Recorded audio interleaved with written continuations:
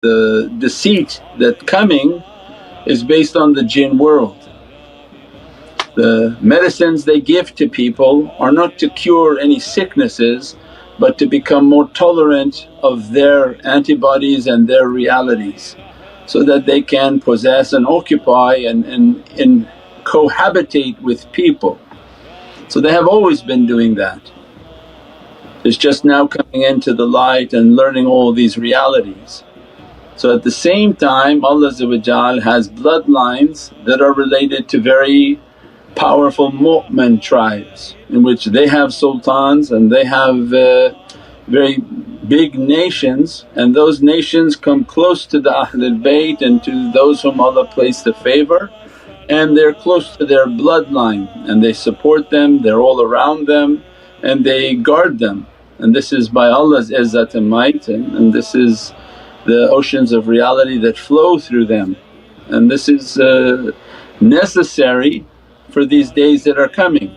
If you think that the evilness is the only one whom can support, well then they have something as a surprise coming for them.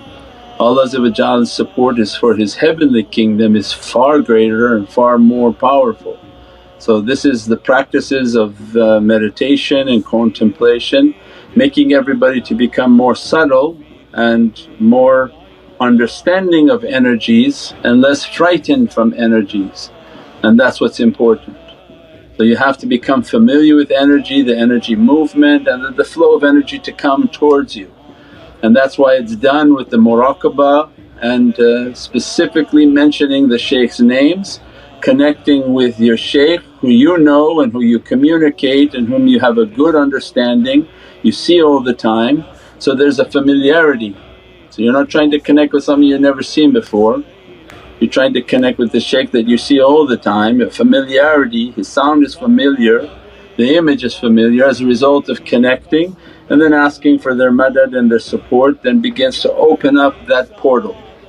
And that was in the talks of the portals. So if people tune in now, go back to the talks on the portals, and Islam is all portals. So when sci-fi people are saying, oh is there portals in Islam? All of Islam is portals.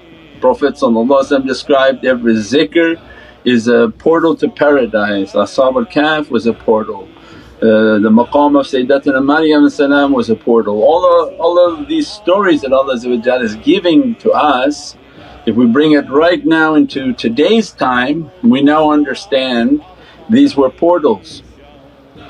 Energy of a dimension other than our dimension. Sayyidina Musa saw a fire, entered into a portal, and this was a dimension in which Allah spoke to Sayyidina Musa. So it's everywhere in Qur'an, but it requires the meditation and contemplation and the support. And we said that the Ashab al-Kahf was a big understanding, and the tariqah is based on Ashab al-Kahf and the Surat al-Kahf. So imagine then the importance. The shaykhs then are portals to this divine reality. They carry between dunya and barzakh intermediary and an energy that take you from your dunya station into the barzakh and to your heavenly reality. So the shaykhs themselves, they serve as a portal. Shaitan has to make a machine to do that with the permission of his ifrit that take from dunya energy, right? Because they don't have knowledge of a book. That's when Sayyidina Sulaiman had the two choices to bring the throne. The ifrit said, I'm going to bring it, it takes time. But the one whom had knowledge of the books, the awliya, said, by the time your eyes moved it appeared, and he duplicated the throne and brought it to his presence. That knowledge is only for the heavens because it has to come with izzatullah, the might of Allah and by the will of Allah. That's why good manners, then muraqabah, all the connections, the love and the connection to the Sultan Sayyidina Muhammad and the good manners. As a result then they draw near to these portals and begin to open up these energy fields, and Allah's grace within those fields and the different beings within these fields, and what they want to dress humanity with and what they want to guide humanity with, what to avoid and what to look forward to. Now they had a disclosure and they came forward and they said, oh yeah, by the way, these ships that were appearing, many of them were taking people to dimensions within this earth, not outside. So the ships don't necessarily take you outside, but they go into the jinn dimension here inside. And we said before, it's like layering. When you use Adobe and graphic arts, it's called layers. This earth and our existence may have infinite layers by Allah's might. So they go into these layers and these vibrations and they use these crafts, and they don't even need the craft to take somebody into that layer. The people whom are using drugs and artificial means, ayahuasca and all this other garbage these people are taking, is to take their mind into that dimension. And the danger for that is that these jinn can capture the person's mind and they'll render their physicality in a catatonic state where you would see them locked. They can't come out of that physicality, and the jinn will have taken the mind of that person into their realm and they become catatonic. So the danger, immense dangers that these people are playing with these realms and not understanding them.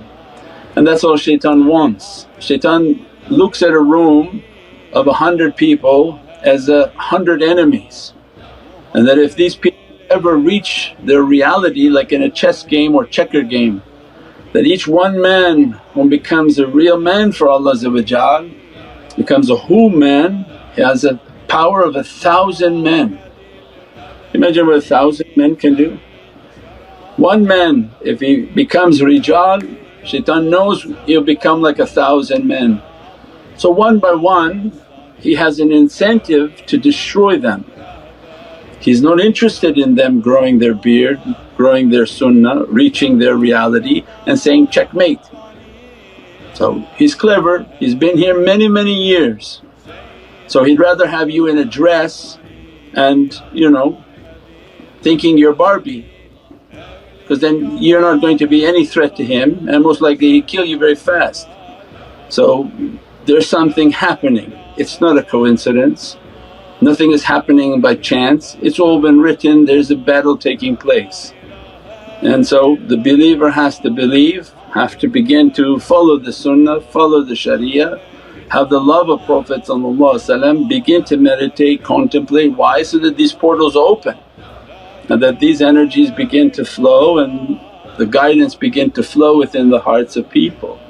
Otherwise they're left alone to other portals and other energies that will open, which will be their TVs, their music, everything in their home is going to be a portal. When people see what kind of energy comes through their television and how they can't stop the energy and can't send it back. So it means everything around us is now conducting energy. So how are we going to protect ourselves, how are we going to build ourselves, and how are we going to defend ourselves with energy, inshaAllah.